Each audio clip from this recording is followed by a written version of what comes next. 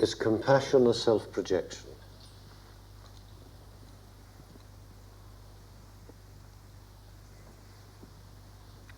Anything else? Eden Griffiths uses the phrase divine darkness, and he says that's where God lives, in divine darkness. And we've heard a talk about a door on rusty hinges, and if it's opened too quickly, the darkness is too strong. Could you talk about this? You know, I'd have to look at the context in which B. Griffiths said that. But maybe I can use a bit of imagination. Don't know. We'll see. Anything else? I'd like to ask a question about the unconscious. Jung was able to objectify the higher aspects of his unconscious, and in fact hold dialogues with it as though with another man. And in addition to that, in the Castaneda books, Don Juan addresses certain parts of his teachings to Castaneda when Castaneda is in a state of what he calls higher consciousness, which is the right-hand side of himself. And at one point, Don Juan says to him, "You won't remember any of this tomorrow," because he'll be back in his everyday level of awareness. So my question is, oh yes, I should also say that at a later stage, Castaneda goes through a torrent of what they call remembering, and they rediscover places, people, teachings that they've completely forgotten. So I'd like to ask about this remembering, and does it have anything to do with yoga? And how does it relate to the unconscious? And how does it relate to meditation?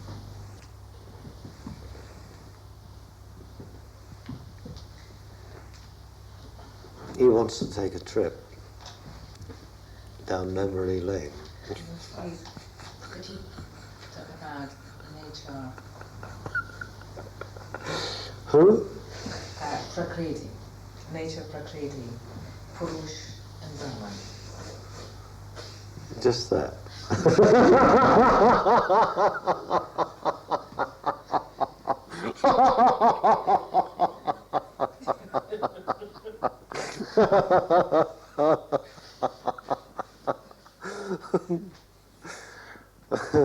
Sure.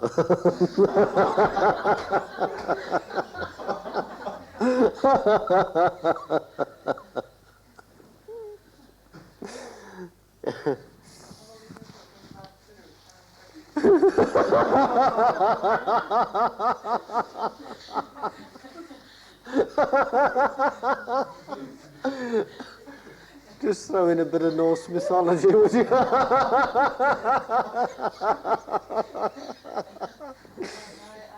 interested in, we were talking about Shakti yesterday, how that relates to Purusha and Prakriti.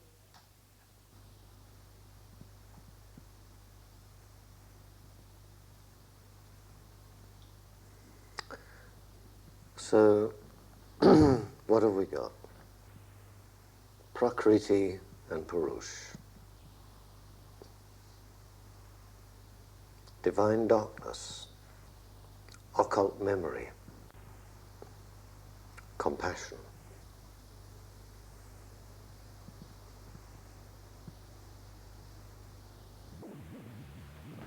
In the beginning, darkness brooded on the face of the deep, and the infinite intelligence from which all things proceed, which makes all things manifest, that infinite intelligence affirmed itself. Let there be light. and there was light. There is the primal state of non-being, of unknowing, non-manifestation, that is beyond light and darkness, that is beyond the manifest opposites, expressed as darkness brooded on the face of the deep, signifying a night of Brahm, when the infinite being is in non-being. And then comes the affirmation, I am awake, I am. The cosmic I am is the primal light. That primal light, that affirmation, that creative command is the primal sound, which is also the primal light, which is also the beginning of the cycle of the next eternity. In the beginning was the Word. The Word was with God, and the Word was God. And the beginning that was the Word was also the beginning that was the light. And the darkness could not overcome it. There are three elements in this darkness. There is the darkness of non-manifestation, of non-being, when life and therefore light is not. There is then the darkness that stands in relation to the light, through which and from which the light is born. And the purpose of the cosmic darkness is to bring forth and manifest the light, to be the womb in which the light is sustained, nurtured, and given organic expression. And there is another aspect of the darkness, to be the source from which the vibration rate of all substance emanates. So darkness has this triple function: to be the non-being,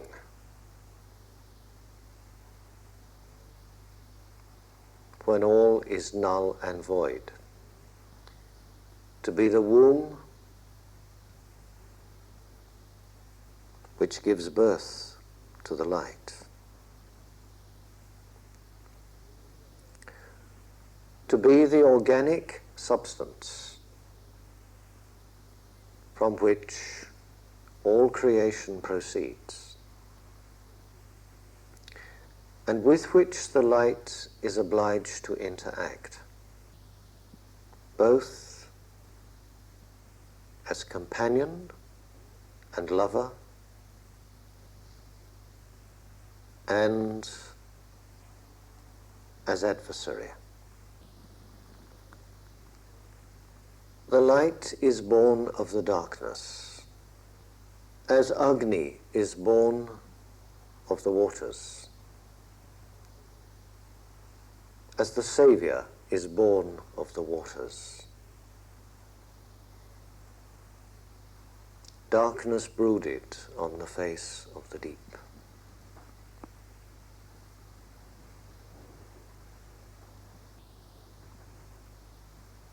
In the Hindu mythology, Aditi,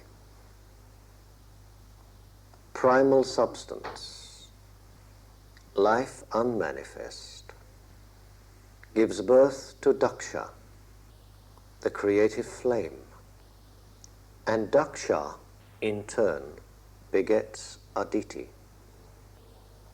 So Aditi becomes Daksha, and Daksha becomes Aditi. The yang and the yin are in eternal union, an eternal dance of being and non-being, of affirmation and repose. Life is one. Because light is born of the darkness is the light, or the light potential. Because the light unites with the darkness and brings fecundity to the darkness. The darkness is the light. The twain are one. All is one.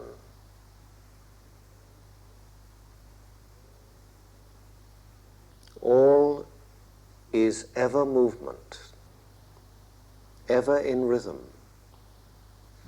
ever in self-expression. And ultimately, all is ecstasy, all is joy, all is truth.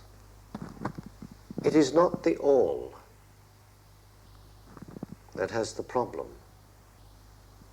It is the fragment that does not know the all that has the problem. It is incompleteness, insufficiency, selfness that does not cognize the totality, that feels its fragmentation, feels its isolation, and thereby knows fear and aggression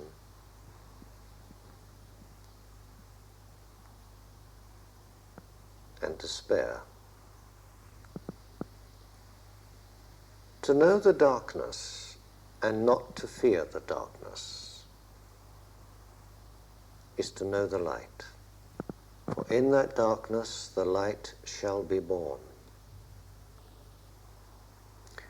To know the light is to know both light and darkness.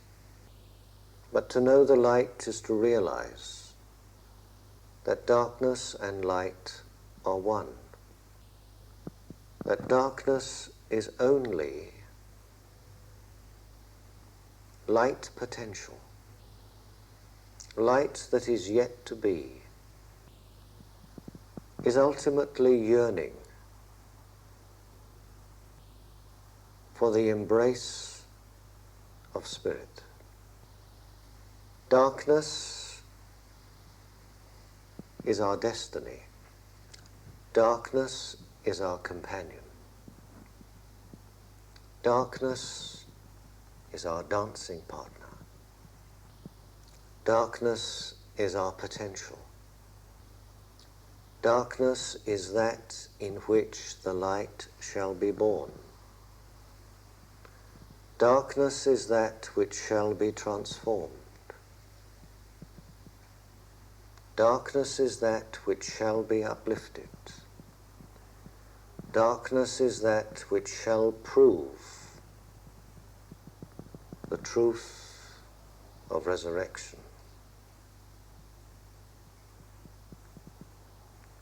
Darkness is destiny. Darkness is the glory that is yet to be.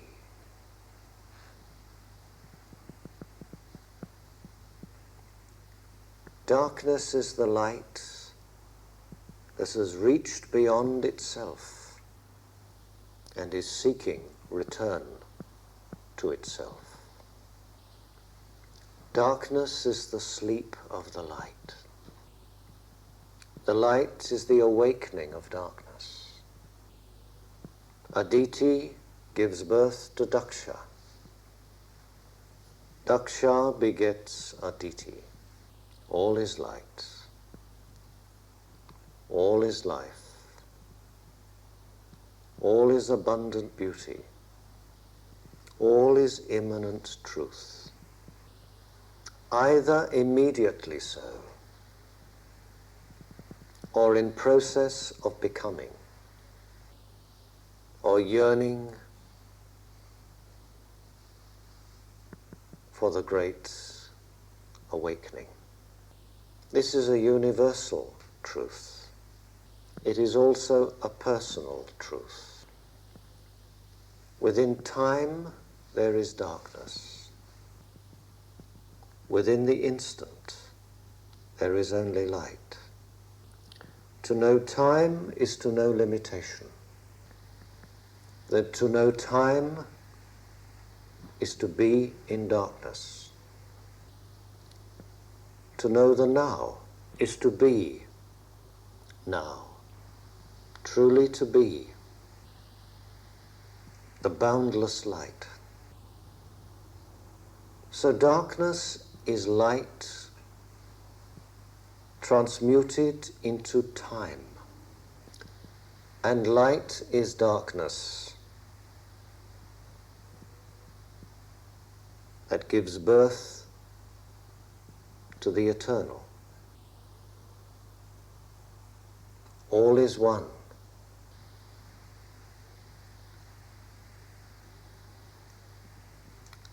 Fear of darkness is limitation, afraid to step beyond itself. Fear of light is darkness unready to receive truth. This unreadiness is inertia. This inertia is the resistance process of nature against which the light must constantly strive in order to open nature to its own fulfillment. The Lord said, "He who is not with me is against me." One of the most difficult sayings. That which is not the light is the inertia against which the light must strive. In order to awaken the inertia of darkness to its own potential, to become light, to yield light, to give birth to light, to resurrect into light. Death is darkness, but that darkness is the gateway to eternal dawn.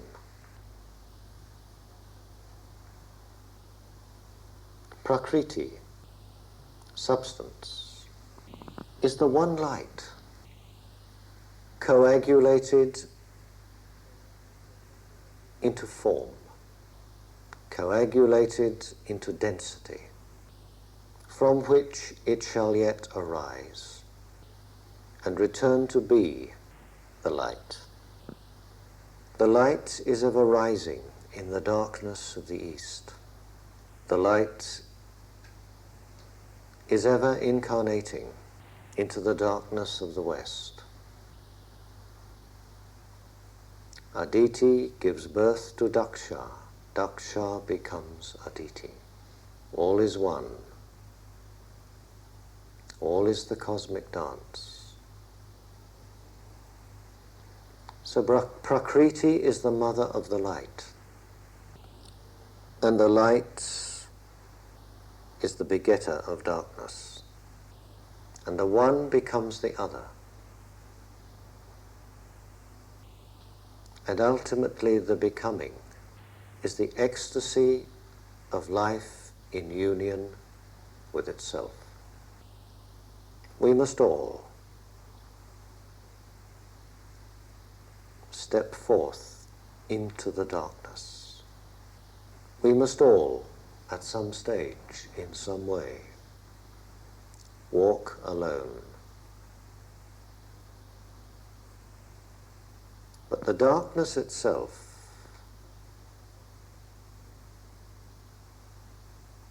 will give rise to the guiding star. This is inevitable. We are never alone. We are never abandoned.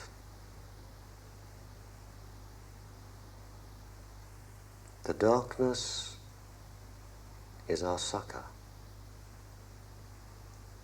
The darkness is our nurturing strength.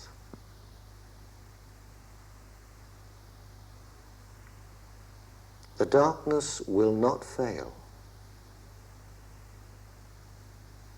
to manifest the guiding star. This is the true purpose of the darkness, to enable the light to come, to be.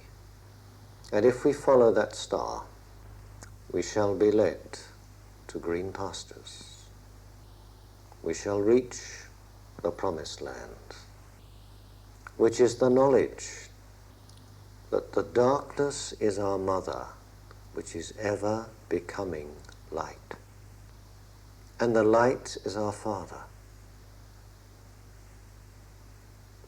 which is ever embracing and descending into substance and becoming darkness and subsequently resurrecting light.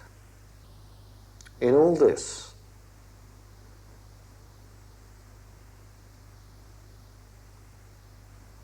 is the eternity of evolution, the eternity of individual unfolding, and an eternity of memories. Maybe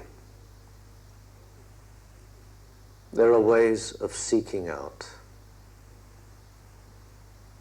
the impressions of the remote past, the samskaras. Maybe. But if our eyes are fixed on that star, what we need to know, we shall know. What we need to remember, we shall remember. Life will ever sustain itself. When life is in union and balance and harmony with itself. Though I speak with the tongues of men and of angels, and have not love, I am nothing. What is love? What is compassion? If the instant is alive in us, if the now is born,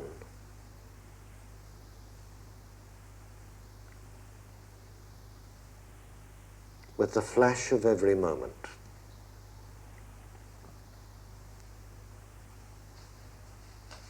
if the light is a reality, then light and darkness are dancing together. Compassion is the reaching out of the primal power, a reaching out which is essentially subtle, a radiation, the most powerful of vibrations. Compassion is an emanation from our deepest being into nature, into a manifest situation, into a manifest being.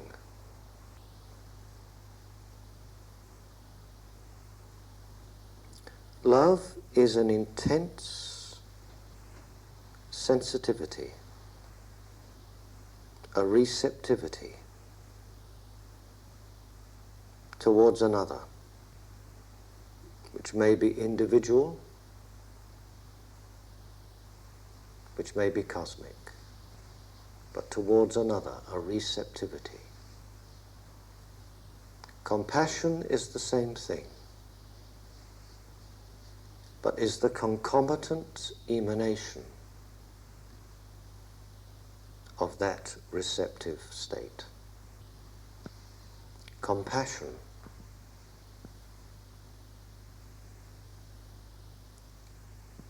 is the light of the star, the subtlest beam of the all-powerful sun. Compassion is our deepest being, yielding its subtlest but most potent fruit. Compassion is the cause of all revelation, of all true prophecy, of all creative vision. Compassion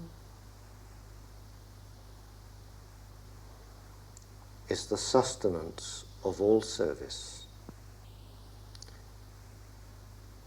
Compassion is the power that ignites all sadhana of service and the incarnation of every prophet and rishi. Compassion is the sun of life. Darkness is the mother of the light.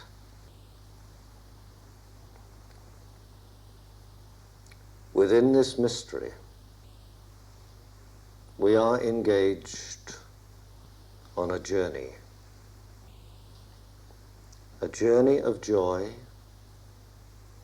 and a journey of peril. This earth today is moving at increasing speed towards ultimate peril. Only wisdom will divert that course. Only compassion will sustain wisdom.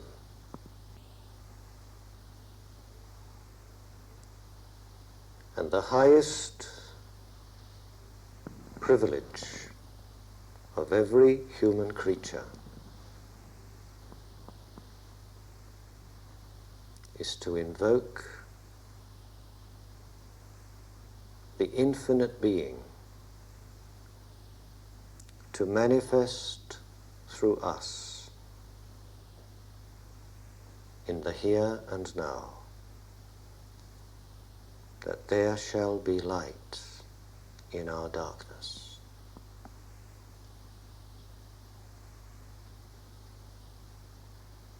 A light which the darkness shall not overcome.